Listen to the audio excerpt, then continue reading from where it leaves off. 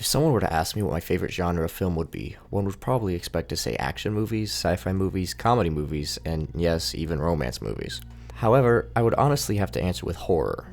Psychological horror to be specific. I would actually argue that psychological horror movies are extremely underrated for how effective these movies can be if well crafted. Think about it like this. What are movies supposed to do? Well, they're supposed to tell a compelling story, keep the viewer interested, but most importantly, the movie is supposed to leave the viewer walking out of the theater feeling something. Successful movies in general are supposed to convey emotion and suck the audience in enough to where the filmmaker is able to make the audience feel exactly the way they want you to feel. And what a better way to do that than if the movie is able to borderline emotionally disturb the viewer, leaving them laying in bed at night questioning reality and what they just saw. But what we need to really ask ourselves is, why do people like horror movies in general? From psychologist guy whose name I'm not going to even try and pronounce, he states that by watching horror films, one can have a sense of control over both the situation or the viewing experience, and over the feeling of fear. Watching a scary film may possibly also function as a distraction from other feelings. What caught my attention was the last line, that it can serve as a distraction from other feelings. I've noticed that whenever it is late at night and I'm feeling depressed, I will actively seek to find a fresh horror movie to calm my nerves, garnering an opposite reaction as to what would be expected. And since I like to find the best of the best, I will seek out a psychological horror, since those specialize in taking the fear out of the hands of the filmmakers and into yours. What is scary to you? A scene like this? I can still hear that voice.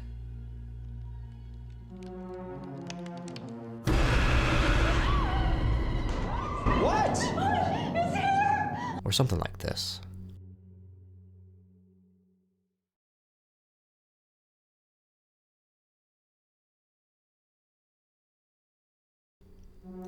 The majority is probably going to pick the scene where literally nothing happened. That is because scenes like the one in Insidious build up the tension and then allow it to release by form of jump scare or showing you the monster. However, when nothing happens, the tension never goes away and sticks with you until the very end of the movie. You never get the sigh of relief when the moment you feared finally comes and you can have a reset. We have films like The Babadook, where there isn't a single jump scare. We have our mother character and the child character, and right off the bat, something feels off. Every shot in their home is very gray, with little to no color. We've seen movies tackle mental illness, but nothing like this, where it takes the mother's emotions and form it into a physical creature haunting her, a creature you see for what I believe to be only 2 scenes when it's not shown in the book. This movie relies on having masterful writing, and it takes extra skill on the director's part because the audience needs to be invested in a movie where barely anything happens, and you need the viewer to connect with the characters and just watch them live out their life. Some movies have it easy, where they can just show you some cool action, or make something look semi-scary and throw it at the screen followed by a loud noise. One of my favorite shots in the movie would have to go to this one.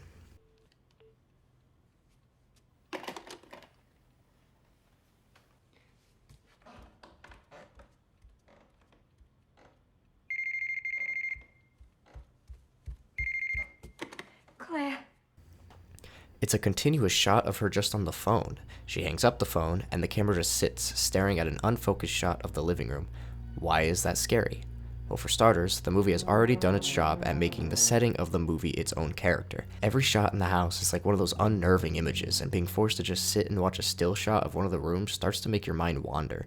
The mind gets bored when nothing is happening and starts to create things that aren't there. You start to think, this is a setup for a jump scare, or something is about to pop up and scare the shit out of me. Which is when you tense up, in fear of what could happen next. And then just the phone rings again, and she goes back to answer it. Granted, with a creepy voice on the other line, but still probably not as grand as you were expecting, which is why you will probably be still left tense even after the scene is over and we've moved on. This movie's budget was only $2 million, and with that low of a budget, creating an effective movie takes an incredibly creative director. Now, when the advertisements came out for the movie Hereditary, I was very worried. It was being hyped as the next Exorcist, which, come on, it was never going to be that. And while it wasn't the next Exorcist, it certainly left a staple in horror movies. Hereditary's runtime is marked at 2 hours and 7 minutes. 2 hours of that runtime is nothing but talking, and that's because the director wasn't looking to just make a horror movie. He was looking to make a family drama where horror situations started to occur to them. Most of its scares don't include something otherworldly or loud. It's just scenes like this. Just say it. Just fucking say it. Don't you swear at me, you little shit! Don't you ever raise your voice at me! I am your mother! Do you understand? All I do is worry and slave and defend you, and all I get back is that fucking face on your face! And what a waste! If it could have maybe brought us together or something! Because nobody admits anything they've done! The effectiveness of this scene depends on the viewer. To your average Joe, they would probably sit and just feel uncomfortable and may have a bit of tension to them. But there are people who have sat through this in their own lives, and to them, this scene is scary. These movies have a way of making you think, what if I was in this situation? And that mere idea scares you. It is when your own thoughts are able to frighten you more than the movie itself, the idea that this could happen to anyone. Hereditary takes the threat more away from the ghosts and more into the hands of what can happen to a person who has dealt with feelings of grief and loss or who have been raised in poor families.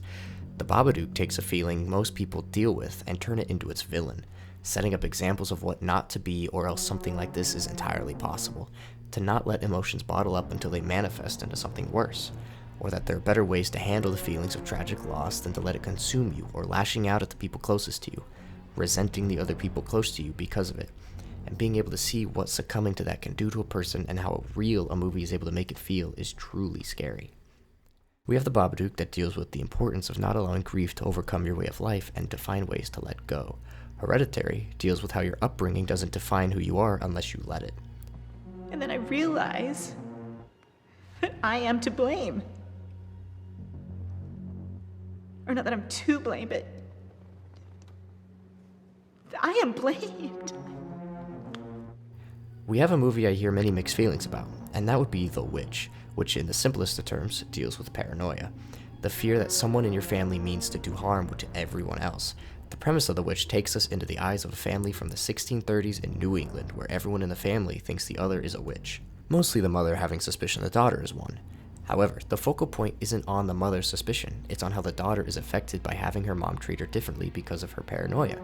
How easily it is to let the fear of what could be take over and tear apart a family, not knowing if there's ever really a witch hiding within the crowd. Now we have an outlier, a movie that breaks this formula of how we shouldn't let emotions overcrowd judgment and sanity, and that movie would be Midsummer. I won't go too in-depth about this movie because honestly you need to see it for yourself. But we have our main character who has a tragic event occur in her life and she's trying to find ways to cope with it. You see her slip a little bit and go into being paranoid, stricken with grief and hallucinate, and you see her treat the people around her differently because she fears the same could happen to her. Okay, now we're into heavy spoilers, so click away if you want to see the movie for yourself, which you should. Our main character gets her happy ending. By the end of the movie, she has found a way to forget about what has happened to her, and the movie ends with a smile on her face, pleased and in a better mood. Which is good, right? Well, if by good you mean she joined a cult and killed her boyfriend by sticking him in a bear costume, paralyzing him, and setting him on fire. All these movies I mentioned before is about people who get taken over by their overwhelming feelings and because of that do bad things. However, in this movie, our main character doesn't get taken over. She lets everything out, recovers, and lives in a way that she is accepting, leaving people even more terrified because it shows their main character, who throughout the movie was always questioning the intentions of the cult, eventually joining in and becoming the leader of it. I know it looks extreme, but I don't know why I'm here, Pele. I don't know why you invited us. I don't know. I don't know why. I don't know why I'm here. I don't know, and I can't. Come on. No. Come on, sit down, Danny. Danny, please. Please sit down. The way these movies can dig deep into a person's psyche and show it on screen is truly an accomplishment, and it's a feature I don't see in any other genre. To see a person go from sane to insane has always fascinated me, which is what all of these movies have in common. And what makes these movies scarier than most is that they don't do anything to normally scare you. They leave the fears up to you, because what you are able to come up with in your own head is yours, and it's what is scary to you, and only you know what scares you, not the filmmakers. So why would they even try? The only person that can scare you better than anyone else is you, and the filmmakers know that and use it to their advantage, which is why psychological horror is truly the best genre of film I've probably ever seen.